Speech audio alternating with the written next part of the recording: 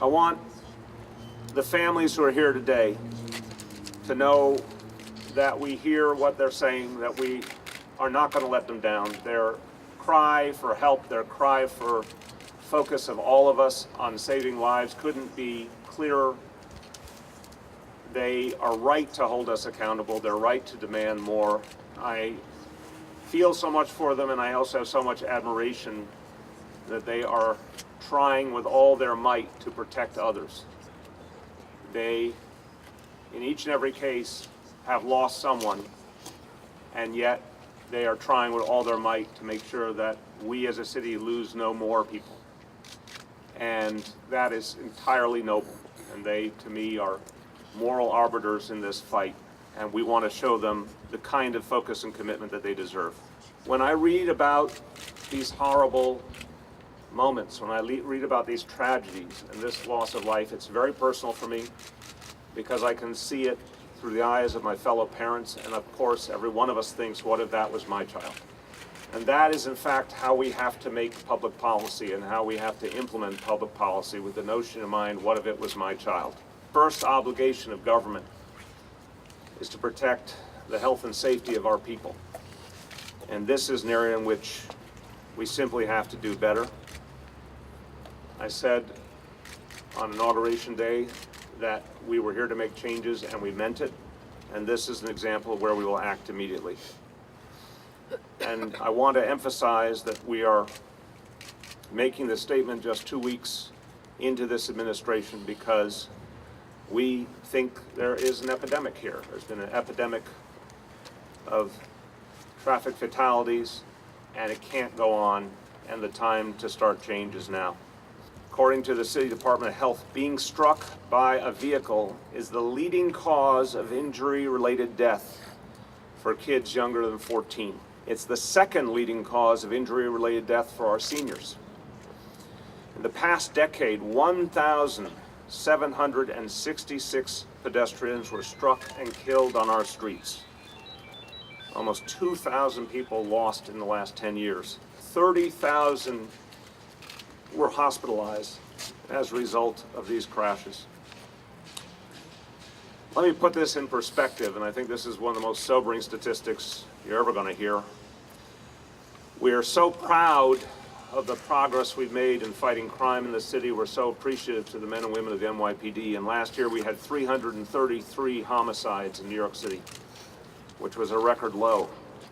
333 homicides, and yet we had 286 traffic fatalities. And that data is not 100% complete since the year just ended. It is shocking to see how those two numbers correspond, and it makes clear how much more focus and energy we have to put on the issue of traffic fatalities. It's a public safety problem, it's a public health problem. It affects children, it affects seniors, it affects all elements of what we in government do on behalf of communities. Today I'm announcing immediate formation of an interagency working group to implement Vision Zero. We've talked about Vision Zero, we've seen it succeed in other countries. It is time to implement it here and now in New York City. So we're calling together the New York City Police Department, Department of Transportation, the Health Department, and the Taxi and Limousine Commission to make common cause to implement this plan. The message will be clear from the top of our city government, from the top of each agency, that all agencies are expected to participate, that every individual works for these agencies. The four I've named in particular needs to be focused on this goal. The goal is literally to reduce fatalities on our roadways to zero. That is our singular focus. The working group, comprised the leaders of each of these four agencies, will report to me by February 15th with very specific and concrete plans that will include dedicating sufficient NYPD resources and personnel to deter the most dangerous behavior, particularly the behavior of speeding and failing to yield to pedestrians. We have planned to immediately improve at least 50 dangerous corridors and intersections. We intend to make that the goal for each year, to improve 50 more. To begin the process immediately of reducing the speed limit in a number of streets, on a number of streets in our city. There's a number of streets that really should have a 20-mile-per-hour speed limit. We're going to delineate the plan to get that done. And to develop a legislative agenda for traffic safety, including tougher laws that ensure that people who take a life because of negligence or because they are breaking a law are held accountable. We're not going to accept the notion that the different agencies are off on their own separate missions when it comes to this. We're going to demand that this be a common effort. Cameras that are being installed finally after years of this city asking of Albany the right simply to protect our own people, and we finally begun the process, a nascent process of putting speed cameras in place. In the last few months, these cameras have issued warnings. Starting tomorrow, they will begin issuing tickets to enforce the speed limit in some of our most dangerous streets. And I said, we fought long and hard to begin to put in the speed cameras we need. We need many more as part of our legislative efforts in Albany. We're going to fight for the home rule right to install speed cameras and red light cameras wherever data shows that they will make our streets safer. Look, this is a right this city needs to have. We have to protect our people. We need to be able to do that quickly and in a focused manner. We should not have to constantly go to Albany and have our efforts limited when we're trying to protect our own people. Today I'd like to share with you some of the steps that we've been taking and that we'll be continuing to improve upon as we move toward the mayor's goal at the end of a month to have an expanded plan to address these issues. As you may be aware, the department recently implemented a new policy to expand the number and type of collisions investigated. Many serious accident investigations involving serious injuries were not adequately investigated. As a result, there's been a major effort to try to improve the amount of resources that we can commit to ensure that all serious accidents involving serious injuries and fatalities are in fact investigated. Previously, the department only investigated collisions in which victims were likely to die.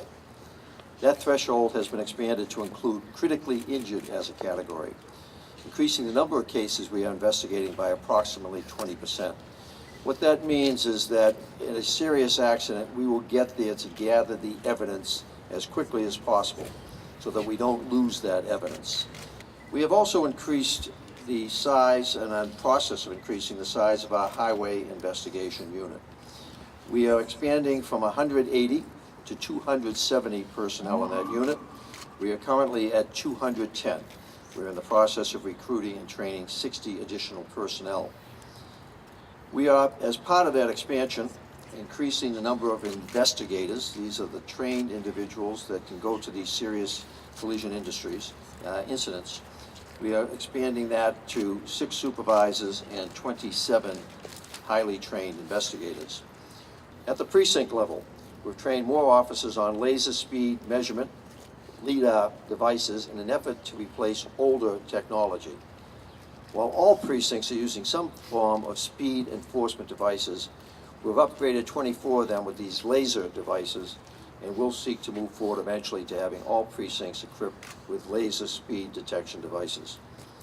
In 2013, the department issued more than 83,000 summonses for speeding, a 16% increase from the prior year. We expect this year to increase it even further and hope to be significantly assisted by the speed cameras that the mayor is prioritizing and is committed to acquiring. We are employing our traffic stat model to reduce accidents, similar to what we do in CompStat to reduce crime. And precincts are also being required to submit plans for pedestrian safety and discuss initiatives to increase pedestrian awareness and collision prevention. These will be incorporated into the initiative that the mayor just announced that will be going forward over the next 30 days. On the enforcement side, we've also identified 7 hazardous violations that contribute to collisions, and we are encouraging stricter enforcement of each by the department's members. They include disobeying a sign or traffic signal, improper turns, failure to yield to pedestrians, use of a cell phone, or texting while driving and speeding. This is an effort that the mayor has prioritized, and rightfully so. It's an effort that the police department is committed to. A life lost is a life lost, whether by murder or by traffic accident. And the department is committed to every way, shape, and form reducing the loss of life in this system. Today, actually, in my role at the United States Department of Transportation, soon making the transition to New York City DOT. But today's subject, saving lives on our streets, it's a top priority for US DOT, and obviously it's going to be a top priority here for the mayor and New York City DOT. And I want to thank the mayor for his leadership on this issue. It's a particular honor for me to join an administration that has made transportation safety and Vision Zero such a top priority.